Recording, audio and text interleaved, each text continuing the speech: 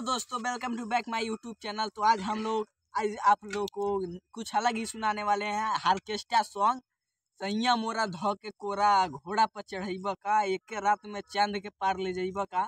इनकी मीठी बोले से आप लोग इनका अंतर्ध्यान कीजिए और इसका मजा लीजिए दोस्तों। तो चलिए आप सुनाइए। हाल में शादी भई हाल ही में गवाना, छोड़ दो राजा अभी छोट बा खेलावाना।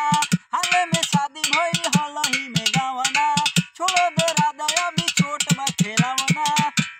नशा में बारो पूरा तू मातल, पानी जवानी के बहई बका। सैया मोरा धोके कोरा घोड़ा पर बैठई बका, एक रात में चांद के पार ले जाइब का।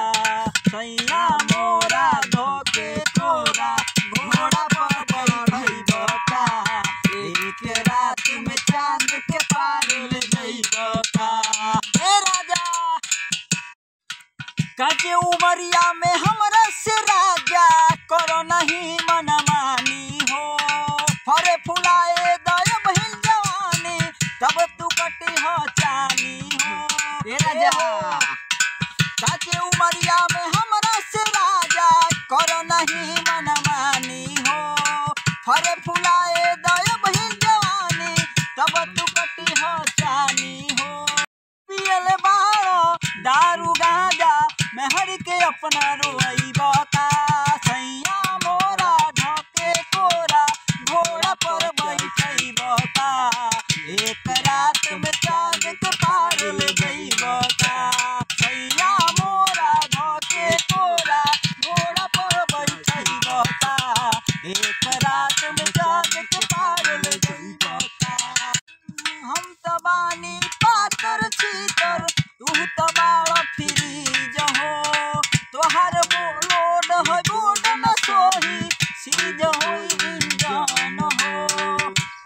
ए राजा हम त बानी पातर छीतर, तू त बाड़ा फ्रीज हो।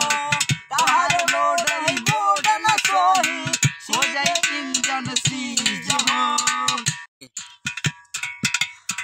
शिखर जखमी खोदो न नाभी, अपन लोग सुतई बता। सैया मोरा धोके कोरा घोड़ा पर चढ़ई बता, एक रात में चांद के पार ले जाइब का।